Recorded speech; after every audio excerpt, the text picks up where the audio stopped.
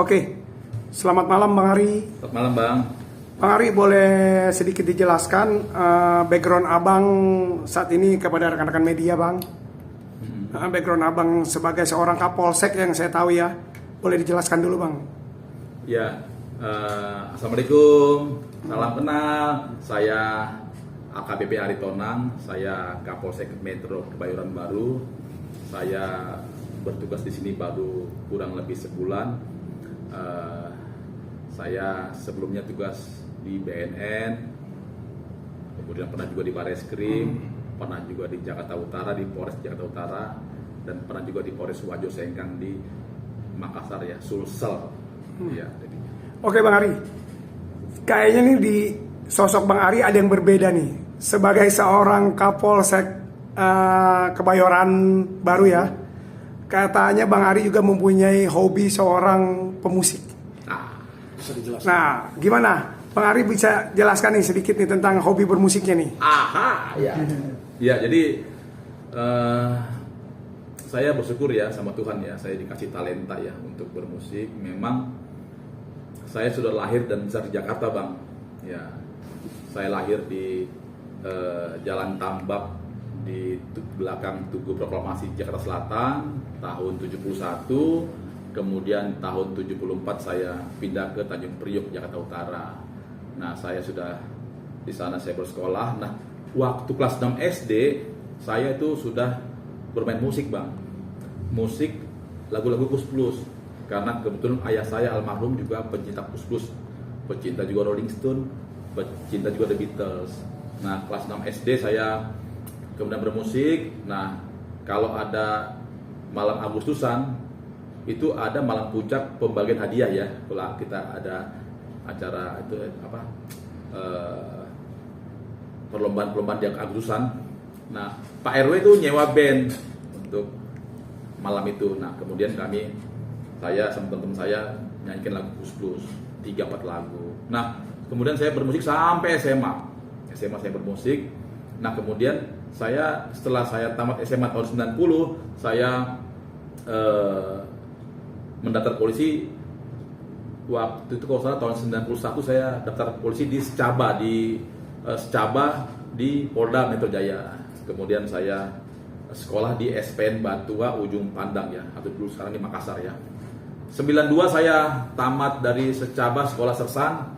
Kemudian saya tugas di Polres Wajo Sengkang selama 8 tahun sana. Nah, kemudian saya tahun 98 saya pindah ke Bareskrim tuh. Pernah di unit Resmob, pernah di unit Ranmor, nah pernah juga jadi ajudan Kabareskrim tahun 2001. Waktu itu Kabareskrimnya adalah Bapak Irjen Pol Purnawirawan, almarhum ya beliau ya, Enkesman R. Hilem. Nah, kemudian saya tahun 2002 saya sekolah perwira. Kemudian saya kembali bertugas di Bareskrim. Nah, terus tahun 2012 saya pindah ke Polda Metro Jaya ya, di Polres Jakarta Utara sebagai Kanit Jatantras ya. Tahun 2015 saya pindah ke BNN. Tahun 2015 ya. Nah, 2015 saya kembali aktif di musik setelah saya sebelumnya vakum. 2015 saya main musik lagi. Kemudian 2017 saya membentuk band namanya Bandgo. Bandgo itu adalah Bendungan Jago. Itu base camp saya pertama di Kemayoran, Jakarta Pusat. Tahun 2017 saya membuat band, ini orang-orangnya membuat band. Ini adalah ini saya, ini Bang Ipang almarhum waktu beliau kena Covid ya. Ini Bang Gus, Bang Tri, ini drummer, pemain melodi, bass. Saya adalah rhythm dan songwriter, vokalis rhythm. Nah, 2017 saya dengan bermodalkan lagu-lagu Kus Plus sebanyak 40. Kemudian setelah saya berlatih udah bagus, kemudian saya ngamen di kafe, ngamen di acara-acara hajatan, kayak pernah juga main di PRJ. Nah, 2017 saya udah mulai kesana kemari ngamen. Kemudian 2018 saya berpikir, ini sampai kapan ya gua nyanyi lagu orang. Akhirnya saya membuat lagu saya sendiri, saya tulis lagu. Nah, lagu itu kemudian saya fokus ke lagu-lagu edukasi, yang mana lagu-lagu ini saya tulis mengusung tema tentang semangat kebangsaan, cinta tanah air, cinta keluarga, bahaya narkoba. Jadi saya fokus ke memberikan bermusik sambil menyampaikan pesan kepada para generasi muda, Bang. Nah, kemudian 2018 saya bikin lagu, 2019 saya produksi. Saya cari label kecil karena waktu itu tabungan saya masih dikit ya. Masih nggak cukup kalau ke label besar. Akhirnya saya pakai label kecil. 2019 saya produksi, 2020 saya launching album pertama saya ini. Album ini ada 22 lagu. 22 lagu, album pertama volume 1. Launching waktu itu tahun 2020 awal ya, sebelum Covid. Waktu itu hadir Pak Abah Yokuswoyo, sang legendaris Kus-Plus. Karena dia adalah benar-benar saya teladani. Beliau adalah pemusik yang menyampaikan pesan melalui musik karyanya. 2020 saya launching karena waktu sudah selesai. Nah, karena waktu itu Covid ya, akhirnya saya hanya bisa bikin lagu aja. Nah, lagu saya, puji Tuhan, alhamdulillah saya sudah memiliki album berikutnya. Ada album kedua ini ya, album kedua ini jumlahnya 22 lagu juga, tapi belum di launching ya, belum di recording karena saya belum harus nabung dulu. Ini volume ketiga 22 lagu juga, volume keempat 22 lagu juga, volume kelima 22 lagu juga, sampai volume 6. Nah, volume 7 baru ada berapa nih? 3 lagu. Nah, ini semua lagu edukasi, Bang. Lagu edukasi. Kalaupun ada lagu cinta, itu lagu yang saya tulis untuk saya punya istri saya. Nah, kemudian karena saya sekarang sudah jadi Kapolsek, saat ini saya kalau ada waktu, ada senggang misalnya, saya mengajak teman-teman saya berlatih untuk persiapan recording album saya berikutnya, gitu. Oke, Bang, apa sih yang mendasari seorang Bang Ari Tonang ini yang menginspirasi membuat lagu-lagu edukasi? Terus kenapa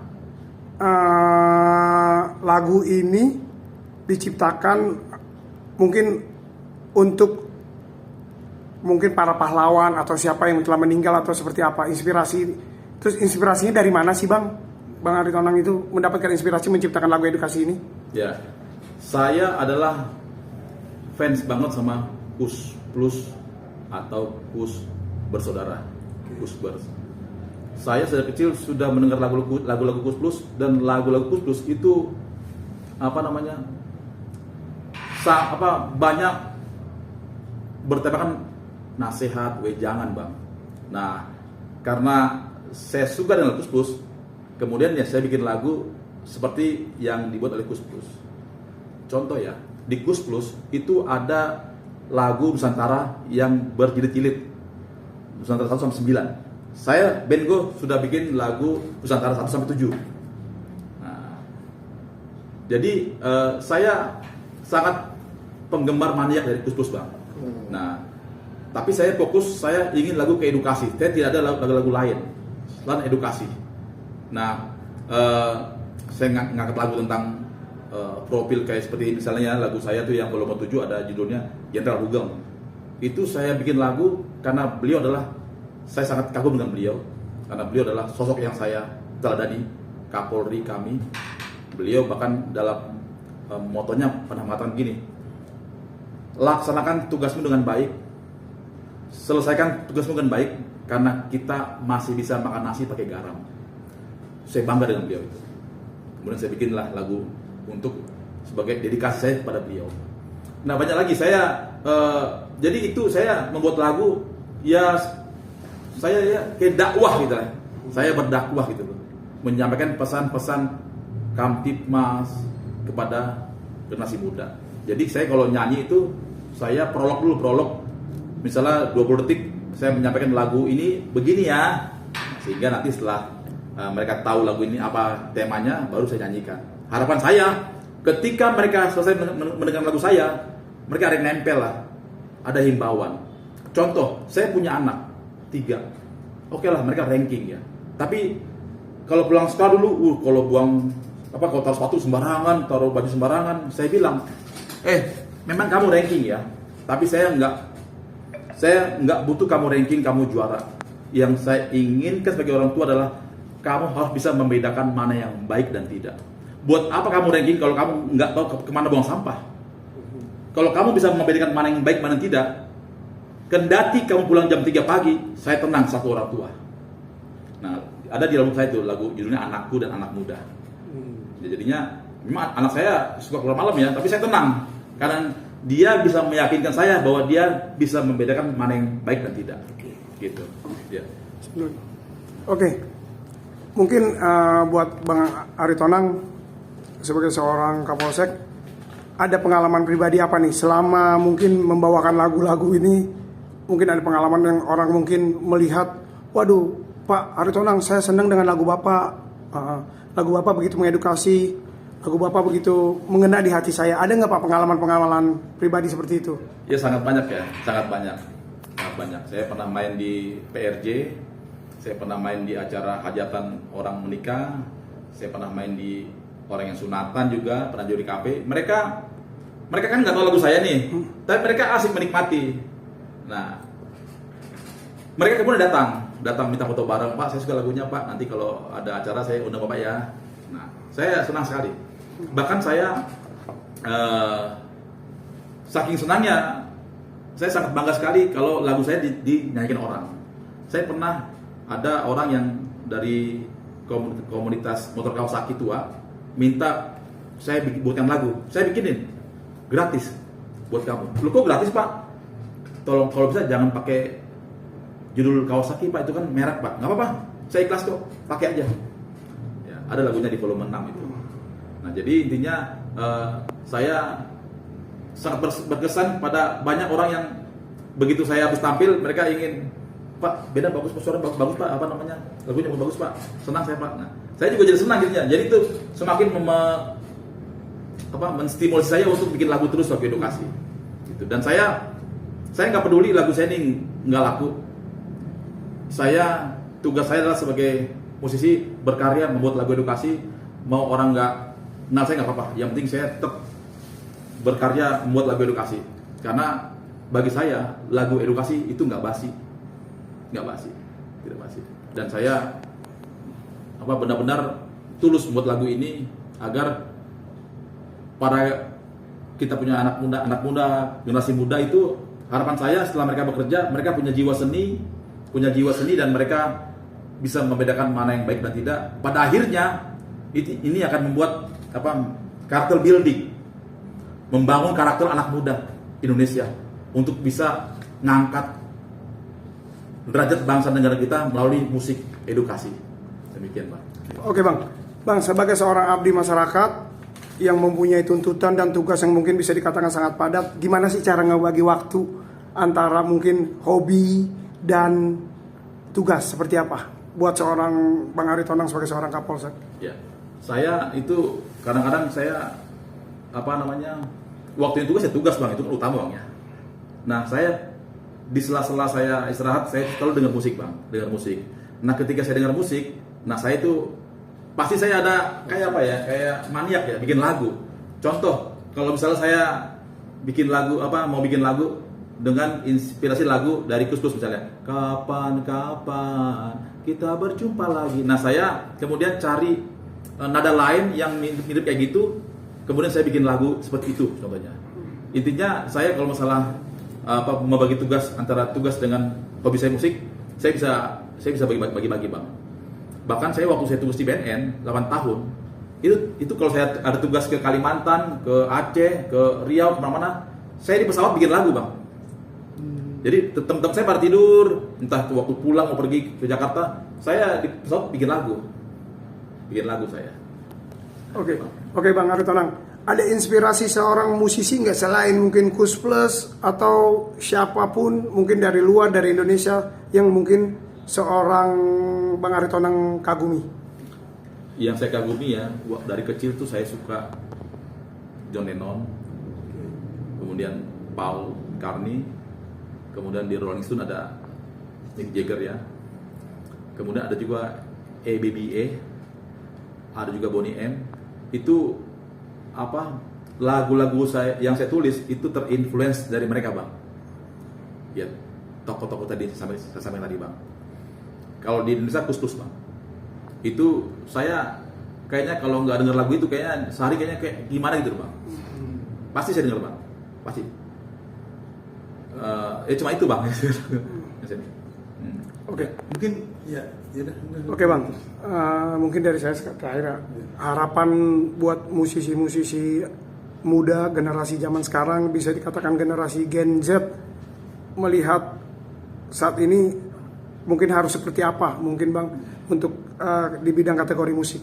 Ya, saya tuh prihatin ya, saat ini kita masih kekurangan lagu-lagu edukasi, Bang, bahkan sangat kurang, Bang. Dan band Go Edu Band adalah band edukasi yang ini bukannya nasis ya. Band Go Edu Band adalah band yang menurut saya band pertama yang berani memproklamirkan atau mendeklar dirinya sebagai band edukasi, Bang. Nah, harapan saya kepada anak muda, generasi muda kita, boleh mencintai lagu-lagu di luar lagu Indonesia ya, boleh. Tapi mohon para generasi muda setuju dengan visi misi saya, bahwa saya itu ingin meninggikan mengangkat musik edukasi sehingga para generasi muda kita tuh mencintai lagu edukasi, Pak. Karena kami musisi edukasi, saya ingin punya andil bagi negara ini melalui musik edukasi sehingga para generasi muda kita dapat memiliki semangat kebangsaan yang tinggi, rasa persatuan, kesatuan, saling menghargai, bisa membedakan mana yang baik dan tidak, Bang. Gitu, Bang. Mungkin saya tambahan aja, Bang. Udah diungkapin sama Bang Ferry, saya tambahan aja. Ke depan nih, abang ini nih apa yang pengen abang capai nih? Yang belum pernah tercapai tapi yang ingin abang capai sebagai seorang polisi juga, sebagai seorang musisi juga, apa yang ke depan yang belum pengen capai tapi pengen dicapai sama abang gitu? Ya, saya tetap akan memperjuangkan, akan meninggikan musik edukasi. Jadi selama saya bertugas sebagai Kapolsek juga saya banyak memberikan penyuluhan di SMP, SMA. Saya menjadi pembina upacara tiap hari Senin. Ya, saya memberikan penyuluhan sambil saya menyanyikan lagu edukasi. Walaupun tidak ada bandnya ya. Mereka senang. Nah, ada harapan saya, mimpi saya yang ingin saya kejar ya. Saya akan terus konsisten dengan musik edukasi dan saya ingin membuat studio musik edukasi, Bang. Belum ada di tanah air kita Indonesia sebuah studio musik yang khusus merecording lagu-lagu edukasi, Bang. Kalau saya punya kesempatan, saya akan bikin studio musik edukasi pertama di Indonesia. Saya akan persilakan masyarakat atau musisi yang ingin merecording lagu edukasi, hanya lagu edukasi, tidak perlu bayar, gratis, tis. Kalau dia ingin merecording lagu edukasi di studio edukasi yang ingin saya buat, hanya lagu edukasi, gratis. Ya. Oke, siap.